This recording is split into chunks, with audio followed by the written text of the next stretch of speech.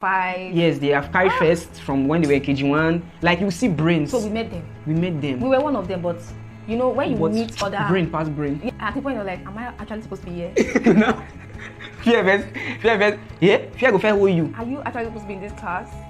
Sometimes somebody will just come and look at, wait till they read. They want to check it out. In their mind, like, thank God, see this one, see this stuff too.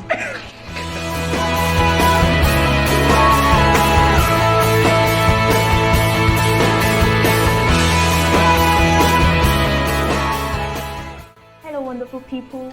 We are so happy to see you. Yeah. For our old subscribers, thank you. And for the new subscribers, you're welcome to our space. The Bubbles channel. Yeah. And if you know you're not subscribed, please, Biko. just subscribe now. Ejo. Thank you. Okay, so today we're going to be walking you through our, should I call it timeline now? Our journey through medical school. Yeah. Yes, you may be a medical student, you may be a parent to a medical student, you may have a friend who is a medical student, or even a dating or married. Yeah, maybe dating. Yes, we have people that were married in school. Yeah. Then. Dating a medical student, or even married to a medical student, or aspiring to. Yes. I know I used to have friends that time. I used to say, J-Bob, link me up with one of your classmates now, one of your junior students now, with AD, that kind of thing. Anyways, we'll just walk you through and let's just have fun with this timeline. All right. So, first of all, to study medicine in Nigeria, Yeah. you spend 6 to 7 years. All things being equal. All things being equal. It's ceteris paribus. So, talking about that, 6 years. it's 6 years. So, talking about preclinicals and clinicals, these are the 2 stages you go through in medical school. The preclinicals is how many years? 3 years. 3 years. And then then clinicals could be 3, 4, 5, 6, Depending. 10, depending. Yeah, so basically, for preclinicals, what we do is you get to learn the basics across board, across everything, all the systems of the body, the bones, like everything you need to know about the human body. You learn physiology. Yeah, you learn the functions, the structures of the body and everything. Yeah. So, but in clinicals, you then learn the pathology, you learn the conditions, and you are faced with real life patients, and real life conditions. Yeah. In preclinicals, you deal with dead bodies. Yeah, but in clinicals, you are dealing with real human beings now that have blood flowing through their veins. That's it. So first of all, we did not start out as medicine students. We both were in anatomy. This story is very interesting. Very interesting story. That's even how we met. We were both in anatomy, and we both looked forward to switching. Just that jam, we did not just meet the cutoff mark. Jam us. Jam was jamming us, so we couldn't get medicine. We had to take what was available. And I think the plan then was finish, or part of the suggestions or advice we got then was finish anatomy and then come back to study medicine and surgery if you are really passionate about it. Yes. But then we had an option of switching, which I don't know if it's no longer available. Yeah. That option is no longer available, but at least thank God that we had that option because we studied so hard, we did all we could, and God being on our side, the CGPA had to be above 4 points. Yeah, for you to be able to switch. So switching entailed you moving from one clinical course into medicine and surgery. So you can move from anatomy, physiology, medical all of them chemistry. were in one faculty. Yeah, so you can move in. You just move in. The thing is, people from medicine will fail out in 100 level. Yes, and go to all those other courses. So you could switch from other courses to fill in the space of people who have been evicted from the Big Brother Nigeria. So you have to struggle so hard to get it. You have to read. You have to pray. You have to do things that you're not used to doing before. Men. Okay, yes, do things you are not used to doing. If you don't used to read at night, you have to try and read at night. What do you think I was talking about? By the grace of God, we switched. My CGPA was high that time now. Yes, it was both of us. We had 4 points. 4 points and above. We were able to switch. When they pasted the list of the first batch of people, hey, I know one funny thing they told us then. When you have signed out, because they say you have to sign out of your. If you want to switch, you have to sign out of your current department to get accepted into medicine and surgery. And they would tell us then that if medicine and surgery does not accept you, that's if your switching does not go through, then you are departmentless. If there's any word like that. To anywhere they feel like. Exactly, you don't have any department. So there's this fear of should I not? When that first batch came out, I'd already lost hope. But especially when your colleagues in the department that you are in know that you are wanting to switch. They'll just be observing you with one eye like, we'll see where I go work. By the time it doesn't work, they will not throw you to they'll throw you to botany or zoology or somewhere. Take you far away from where you were coming from. So it was really, it was like a gamble. Especially when they are choosing the first 20, I think so. The first 20. Yeah, because there were so many applications for switching. 200, 300 level. People wanted to switch over to medicine. Wanted to switch to medicine. It was crazy. We were really, really trying. And then the second list came out. And we saw her name. Yeah. Both of us. we were very, very happy, but we don't know that was when... That was the beginning of our struggle. That was the beginning of our struggle. Okay. See what is to happen then. When we're in anatomy, then, in 100 level, normally now, people who want to study medicine, or people who study medicine and surgery, generally it's seen that they are very, very brainy. Yeah, for you to study medicine and surgery. Okay, so we felt we were so brainy. When we were in anatomy, we used to coach and tutor and mentor some of our classmates, clarify them on the part that they didn't do well. Yeah. So we were feeling special, special. You know what I mean? Yes. Now we have switched to the place where we were supposed where we feel that we are supposed to be. Our dream course.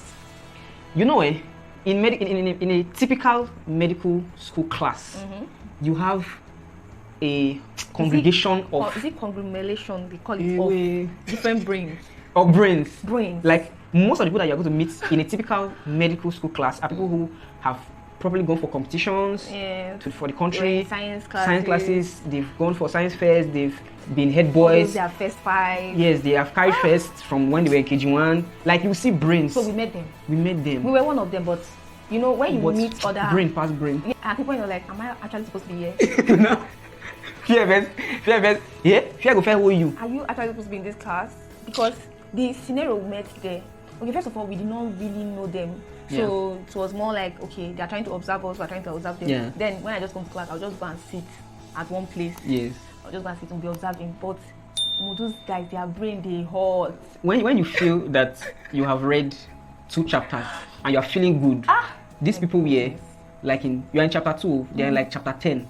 And then we started, because we just switched now, seniors will talk to you about big books you buy. Yeah. So we bought the big books, the most complicated ones. Yes, we were buying big books thinking that we'll be able to pull through. And at that point in time, especially because they had already started lectures before we joined them, so they had gone far, like way beyond where we could catch up. I think as when we were joining, I think they had less than a month to their first CA, continuous assessment. The first continuous assessment. So you just have to catch up one way or the other. What? If not, you will just fall by the wayside. At that point, you just realize we hit our ship don't hit rock. So we switched. We just dropped the textbook. All the big textbooks we dropped that had so much things inside them. We had to look for simple and easy textbooks, at least to be able to fit in. Yeah, at least for the first couple of months. Let's catch up with. We had to fit in because then I remember our senior colleagues, because in medical school, the senior colleagues always take care of the junior ones. Yes. So when they come to class like this, maybe they have free class, nobody's in their class, we just stroll into our class. Yeah. Okay, which will they move today? Which stuff will they move today? We just say that. Then people will just be like, see, for biology, you get what you read, you don't understand. We're like, hey, I never read that part. Like, no. The fear of you fail out, yes. And just imagine you're just coming from anatomy and you are not failing out. To go to where you don't even know. To go to where you don't know, because they say the department you are signing out from will not accept you back. Yeah, so they may just, from anatomy, they may just throw you to one other course in the sciences. Maybe they just throw you to zoology. It was really bad. I will not lie to you, that first month was terrible. We had to start doing everything to meet up. We had to start coming to class at night. Awoko, that's what we call it.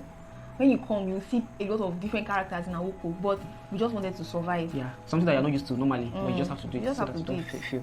So now, one thing with medical school is when you get in, it's a competition. Like the competition has started. Yeah, so the competition has started. When lecturers come to class and tell you, so you are so number, we need only 50 of you. Yeah, because every university has its own quota. Yes. So our class we were 60 something at the time when we switched, and then they were telling us that we need only 50 people. And you are just coming into the place.